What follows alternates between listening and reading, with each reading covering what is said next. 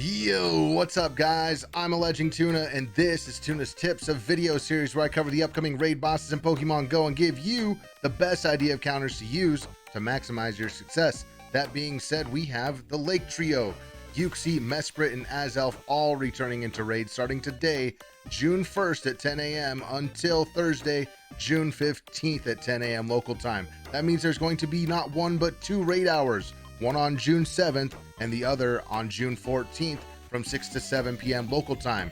I will be hosting both of those raid hours on my Twitch channel, which will be linked in the description below and probably the pinned comment. We'll even do that. But we use PokeBattler to show us the top counters to use, so let's head on over and check it out. Now, the Lake Trio, Uxie, Mesprit, and Azelf are all Psychic type. That means they're weak to three things: Bug, Dark, and Ghost types, okay? They all have different CPs at maximum, max IVs. So for Uxie right here, max CP, Hundo CP of 1442 when it's not weather boosted and 1803 when it is weather boosted. Azelf below right here, maximum CP 1834 and 2293 when it is weather boosted. And Mesprit down below over there has maximum CP of 1747 and 2184 when they are weather boosted, and they are weather boosted in windy weather. Okay, that's where that windy weather icon is down over there. Now we're going to cover the megas, non-shadows, non-mega choices to use. So without further ado, our top counter is going to be Mega Gengar with Lick and Shadow Ball. You can also bring a Mega Banette as another ghost type counter with Shadow Claw and Shadow Ball. Mega Houndour makes an appearance with Snarl and Foul Play. To continue down, Mega Gyarados is a dark type. Bring Bite and Crunch on that. If you want to use Mega Alakazam, Psycho Cut and Shadow Ball on that Alakazam. When you look a little bit further, Mega Absol as a dark type with Snarl and Dark Pulse is another choice. Mega Pinsir is a bug type. One of those are pretty recent Mega. So Mega Pinsir with Bug Bite and X Scissor if you want to bring your Pinsir. Mega Gardevoir with Charge Beam and Shadow Ball is up there. Mega Ampharos has Brutal Swing. Bring it with Volt Switch and Brutal Swing if you have that Ampharos. Next up, we have Scizor, Mega Scizor with Fury Cutter and X Scissor. You could even bring Mega Beedrill with Bug Bite and X Scissor. Mega Sceptile with Fury Cutter and Frenzy Plant. Gets a little fringe as we keep going. Sceptile's like a grass type, right? You could even bring Mega Blastoise with Bite and Hydro Cannon. Some of these I don't recommend, but if they're what you got and it's good damage for you, bring them, right? Mega Salamence is up there with Bite and Draco Meteor, and our last choice is below, Mega Charizard, Swampert, and that's what you've got. So those two there. Bring other Megas, or maybe you have a better non-Mega choice to bring, but those are your Megas, all right, you guys? Those are your Megas. If you look at Shadows, Shadows deal 20% extra damage just for being Shadow, your top Shadow counter. Why is it showing me as T-Tar as my rank 1 Shadow? That doesn't... T-Tar, maybe because it has Bite and Crunch and not Psycho Cut and Shadow Ball. That might make sense. Shadow T-Tar with Bite and Crunch. You can get that from Cliff right now, I believe, or Arlo. One of those two. I know that Shadow T-Tar or Shadow Larvitar is available right now from Rocket Leaders, right? So bring it with Bite and Crunch if you manage to power one of those up.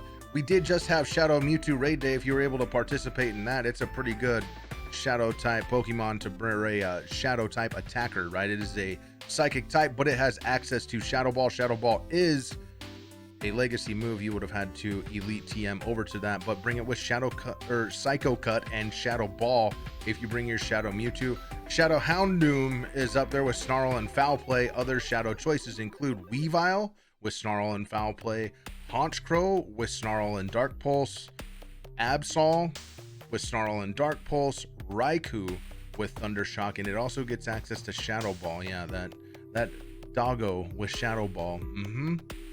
Scizor with Fury Cutter and X Scissor, Shadow Sharpedo with Bite and Crunch. Then you get into the Salamence, Alolan Muck with Snarl and Dark Pulse, and even Banette with Shadow Claw and Shadow Ball. Your non-Shadow, non-Mega choices.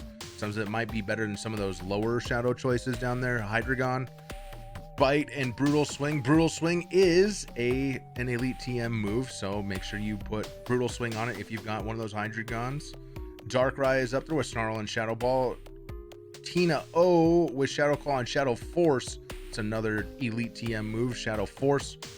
You can bring your Hoopas either flavor. If it's unbound, it's going to deal a little bit more damage according to this with Astonis and Shadow Ball compared to the bound Hoopa with Astonis and Shadow Ball as well. Little bit of time difference there. 540 time to win against a 537 time to win. Why are my time to wins all messed up here on this? That seems so weird. Maybe I have it sorted by something else.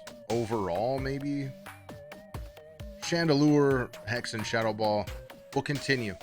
Golden Go with Hex and Shadow Ball. Yveltal with Snarl and Dark Pulse. Guzzlord, Snarl, and Brutal Swing. T-Tar with Bite and Crunch. Mewtwo with Shadow Ball. That's an Elite TM move.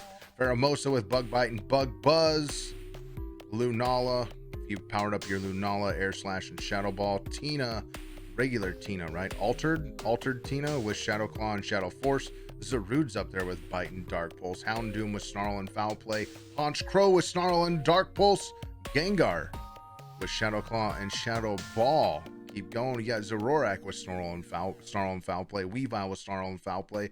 Crocodile with Snarl and Crunch. Incineroar with Snarl and Dark Pulse. B-Sharp with Snarl and Dark Pulse. You even have Absol up there. Non-Mega with Snarl and Dark Pulse as well. You can bring your Yan Mega with Bug Buzz and Bug Bite, or Regigigas with Shadow, or with a Ghost Hidden Power with Giga Impact.